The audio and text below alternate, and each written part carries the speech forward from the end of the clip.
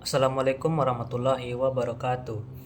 Perkenalkan, kami dari kelompok 1 TRPL 1B yang beranggotakan saya Aulia Al-Khairi, kemudian Aditya Chandra Wijaya, Fiona Yunita Putri, dan juga Farhan Abdillah. Baiklah, pada kesempatan kali ini kami akan mempresentasikan tentang konsep OOP atau Oriented Object Programming. Nah, apa itu OOP? OOP adalah merupakan singkatan dari Object Oriented Programming, yang mana itu adalah paradigma pemrograman yang menggunakan objek dan kelas untuk membuat model dunia nyata ataupun sistem. Konsep OOP ini membantu dalam membuat perangkat lunak yang modular, mudah dipelihara, dan juga dapat diperluas. Yang mana ada 4 konsep utama dalam OOP, yaitu yang pertama inheritance atau pewarisan, yang kedua ada enkapsulasi, yang ketiga ada polimorfisme, dan yang keempat ada abstraksi. Baiklah, yang pertama adalah pewarisan. Pewarisan dalam OOP adalah konsep di mana sebuah kelas dapat mewarisi atribut atau variabel dan metode atau fungsi dari kelas lain yang disebut sebagai kelas induk atau superkelas. Kelas yang mewarisi atribut dan metode itu disebut sebagai subkelas atau keturunan atau turunan. Konsep pewarisan ini memungkinkan untuk menciptakan hierarki kelas di mana subkelas dapat menambahkan atau memodifikasi perilaku yang diwarisi dari superkelas tanpa harus menuliskan ulang kode yang sama.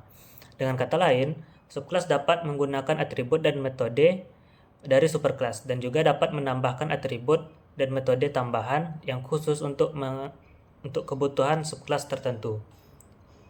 Selanjutnya adalah pembuatan pewarisan. Pertama, kita membuat keyword extends untuk menentukan bahwa sebuah kelas adalah subkelas dari kelas yang lain.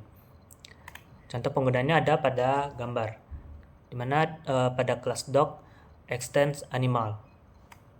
Yang kedua ada superkelas dan subkelas. Subkelas mewarisi semua non-private atribut dan metode dari superkelas, yang memungkinkan untuk penggunaan kembali kode dan memodifikasi perilaku tanpa harus menuliskan ulang kode.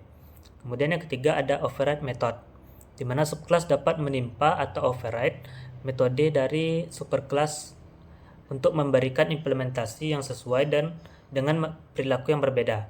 Ini dilakukan dengan menuliskan ulang metode yang sama dengan signatur yang sama di subkelas. Seperti pada contoh kelas dog extend animal, mana ada override void zone. Ini mengoverride kelas pada animal. Baiklah, selanjutnya adalah enkapsulasi. Enkapsulasi adalah sebuah proses pemaketan atau penyatuan data bersama metode-metodenya, di mana hal ini bermanfaat untuk menyembunyikan rincian-rincian implementasi dari pemakai. Maksud dari enkapsulasi ini adalah untuk menjaga suatu proses pemrograman agar tidak dapat diakses secara sembarangan atau diintervensi oleh program lain.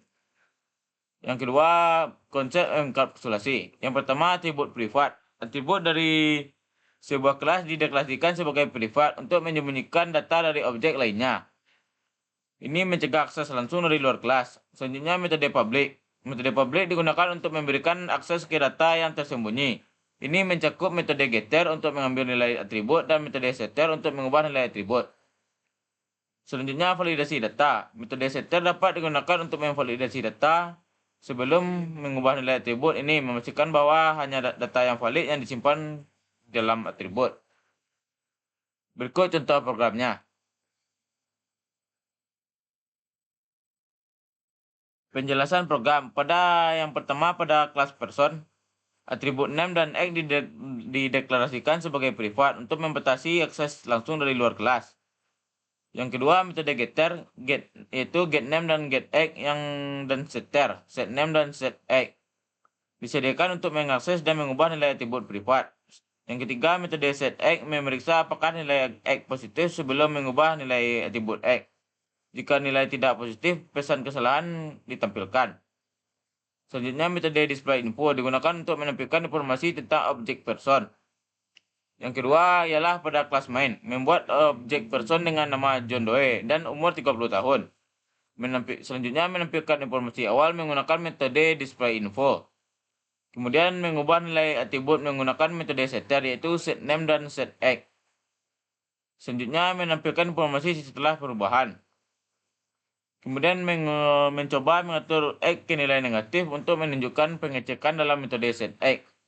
Terakhir, menampilkan informasi setelah mencoba mengatur X ke nilai negatif. Baiklah, selanjutnya akan dibacakan oleh teman saya, yaitu polimorfisme. Baiklah, saya akan membacakan pengertian polimorfisme. Polimorfisme terbagi menjadi dua suku kata, yaitu poli yang berarti banyak dan morfisme yang berarti bentuk.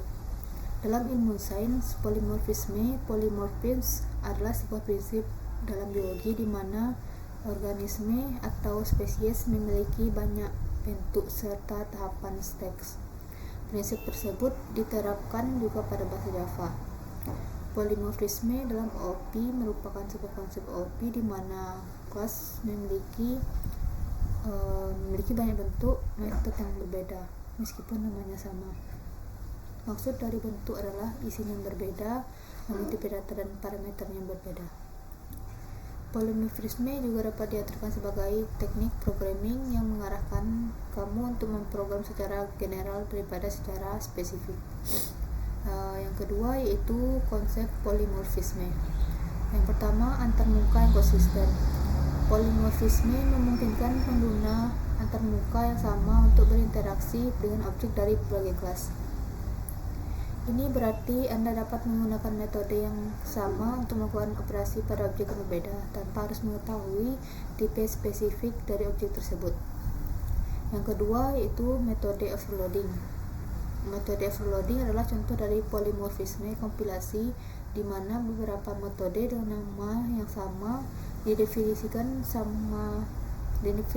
dalam kelas yang sama, tetapi dengan parameter yang berbeda. 3 yaitu fungsi virtual dan pewarisan. Polimorfisme dinamis dicapai melalui penggunaan fungsi virtual dan pewarisan. Dalam polimorfisme dinamis, metode yang dipanggil ditentukan pada waktu runtime berdasarkan objek sebenarnya, bukan berdasarkan tipe referensi atau pointer yang memanggilnya. Yang keempat yaitu abstraksi dan encapsulation. Polimorfisme memungkinkan penggunaan abstraksi yang lebih baik dengan menyembunyikan detail implementasi dan hanya mengekspos antarmuka yang diperlukan. Hal ini mendukung prinsip encapsulation, di mana data dan metode yang beroperasi pada data tersebut dibungkus bersama dalam kelas. Yang kelima, penggunaan interface dan abstract class. Dalam beberapa bahasa pemrograman seperti Java, polimorfisme sering dicapai dengan menggunakan interface atau abstract class. Interface atau abstract class mendefinisikan metode tanpa memberikan implementasi yang kemudian diimplementasikan oleh kelas-kelas turunan. Dan contoh pemrogramannya yaitu pada atribut color digunakan untuk menyimpan warna objek dengan nilai default red. Yang kedua, pada metode setColor atau stringColor digunakan untuk mengubah warna objek, dan getColor metode untuk mendapatkan warna objek. Yang ketiga itu kelas lingkaran dan kotak adalah subkelas dari objek geometri. Mereka mewarisi semua atribut dan metode dari objek geometri tanpa menambahkan atribut atau metode baru. Yang keempat, pada metode main, kita membuat objek kotak bernama persegi dan mengubah warnanya menjadi blue.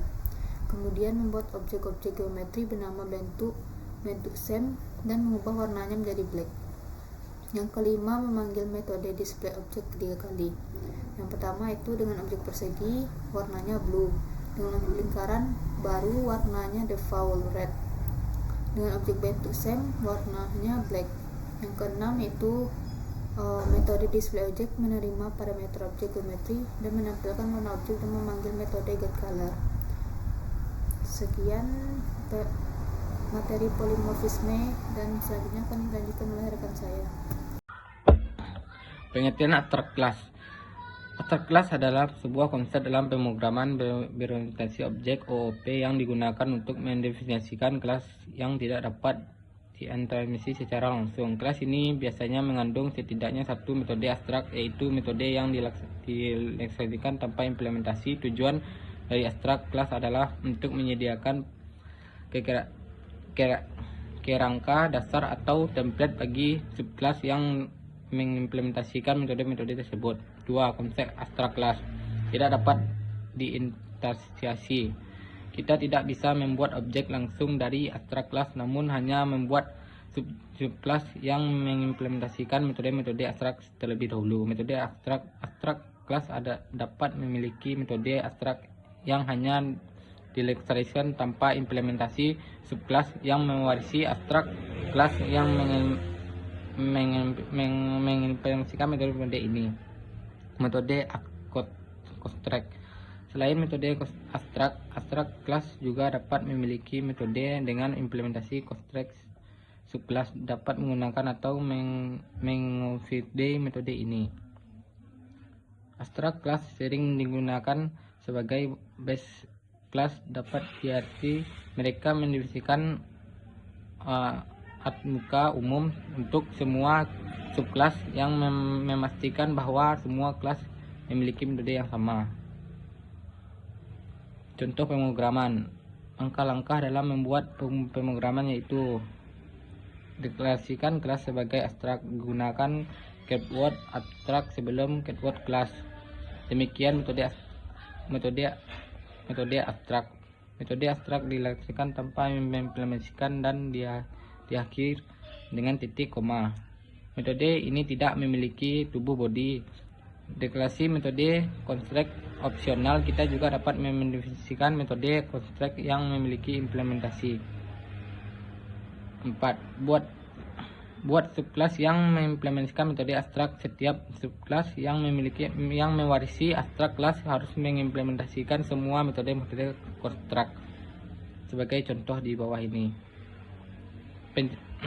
Penjelasan program. 1. Abstrak kelas hewan adalah kelas yang memiliki satu metode abstrak yaitu sesuai dengan satu metode construct yaitu tidur.